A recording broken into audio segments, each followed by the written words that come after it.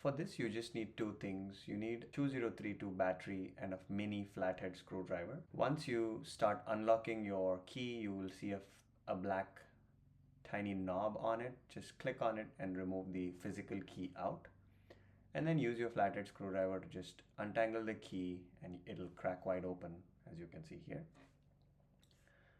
Use your flathead screwdriver to gently remove one of those tabs and remove your old battery.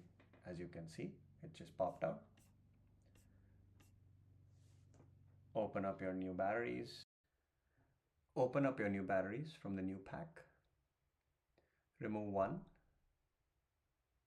and pop right in those same four clasps that you would see. And you will actually see a red blinking light showing that there has been a reset to the key. Put those two pieces back together and click it, put the physical key back, and there you go. Process is complete. Go test it out with your car and see if everything works and you're all set. Thank you for watching this. Please share this with your family, friends, and subscribe to the channel.